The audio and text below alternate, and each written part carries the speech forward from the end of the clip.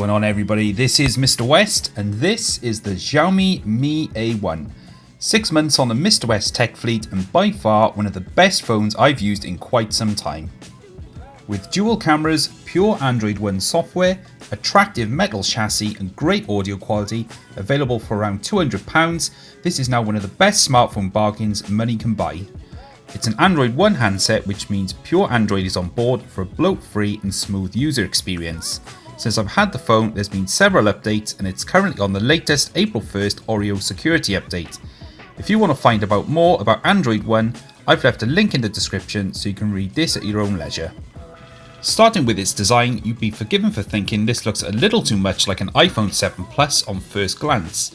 With its smooth and slippery aluminium chassis and similar camera placement, only its rear-mounted fingerprint sensor distinguishes the Mi A1 from its Apple competitor.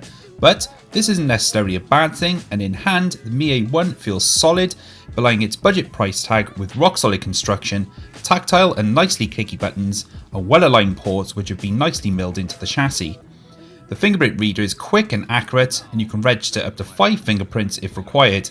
This also acts as a navigation button for your navigation bar too, which is handy. Up front and centre is the Corning Gorilla Glass 3 coated 5.5 inch Full HD IPS display, and whilst this can look a little washed out at times, it does the job well with decent viewing angles, great brightness in and outdoors, and good touch responsiveness.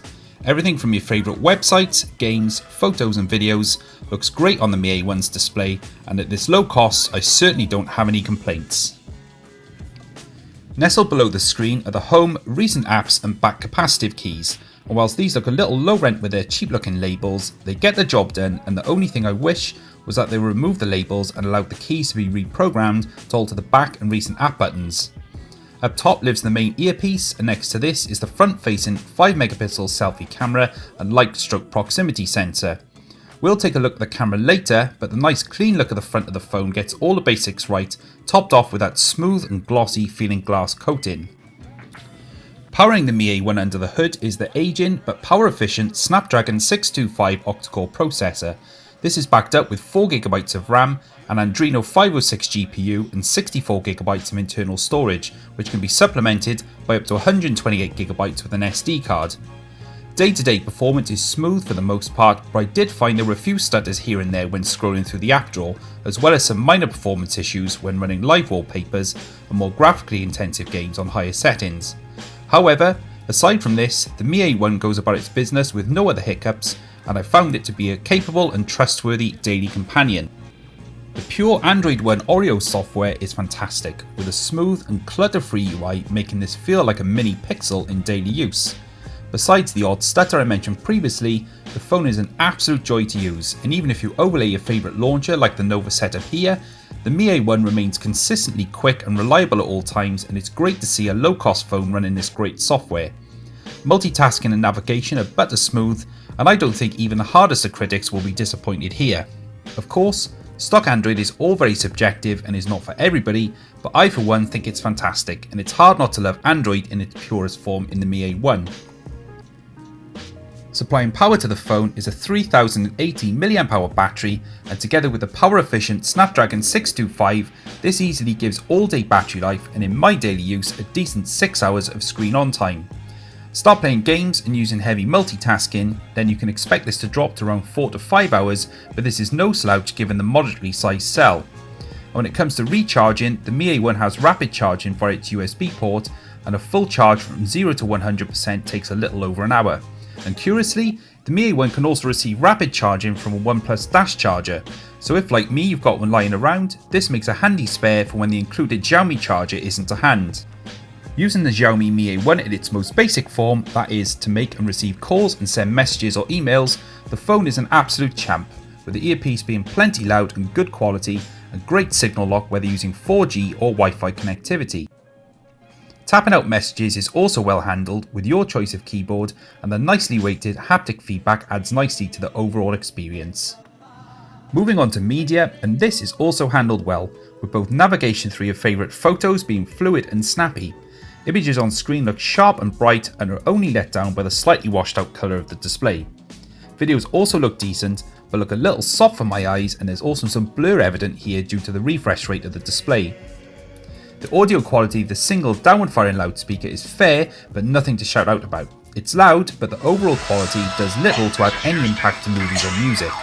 But bearing in mind this is a budget device, the Xiaomi Mi A1 puts on a good overall performance and just gets the job done with no other issues. But before we move on to the imaging abilities, it would be remiss of me not to mention the Xiaomi Mi A1's party trick. Via the 3.5mm headphone jack, the Mi A1 is able to transport you to a world of audio quality belonging to handsets costing nearly 3 times the price. Using the same Dirac HD DAC as the OnePlus devices, along with a dedicated 10V audio amplifier, the Mi A1 has some of the best audio I've ever heard from any smartphone. With clean and powerful and well balanced sound, the Mi A1 literally sings with any material and even managed to drive my age-old Sennheisers to melting point. There is a small amount of audible hiss when using Bluetooth headphones, but this is nothing more than I've experienced with other phones I've used, and quite simply, the Xiaomi Mi A1 is still my go-to device for audio playback, and I can guarantee you will certainly not be disappointed. Handling imaging duties are the dual 12MP cameras at the rear. The regular a wide-angle 12MP sensor with 26mm f2.2 lens, and the other a 12MP telephoto sensor with 50mm f2.6 lens. There's also a flash on board for low light, but sadly the Mi A1 does not have optical image stabilization like the Mi 5X it's based on, so a steady hand is required to ensure you don't end up with blurry out of focus images. The twin sensors allow for a 2x zoom on your subject, and this works well, but it is hampered by the lack of OIS and can therefore be tricky getting the right shot. This said, with some perseverance, the 2x mode works well with images showing good colour and detail in good lighting conditions. Photos taken in the standard mode look excellent and are nicely detailed across the whole frame. The camera UI is easy to use and has a host of modes available, including manual options for more control over the sensors. There's also options for HDR and flash, plus a 2x zoom toggle near the main trigger for easy access. Selfies from the 5MP front-facing camera look good, and whilst this won't worry a Google Pixel, the overall results are usable and great for sharing on social media.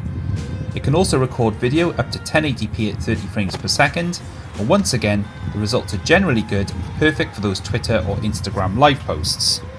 For low light, the Mi A1 is nothing spectacular, but you can at least see what you've taken a shot of, and whilst images look soft and lacking in fine detail, this is passable in the right light.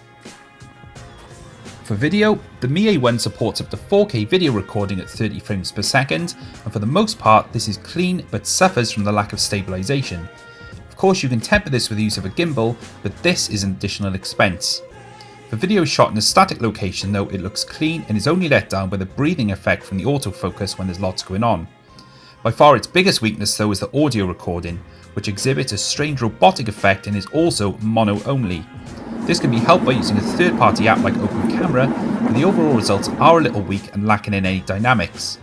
On the whole though, the still images are excellent for a budget handset, and despite its video shortcomings, the Mi A1 makes a great mobile snapper, if nothing outstanding. So in conclusion, to say the Mi A1 has been one of my favourite devices is an understatement. From the moment I started using it, I knew this was a winner, blending good looks, good build, great software, decent performance for multimedia and gaming, and great images from its dual cameras. What this adds up to is a compelling and fantastic value budget package with a superb pure Android experience, making this an absolute star buy if you want a mini pixel experience on a budget.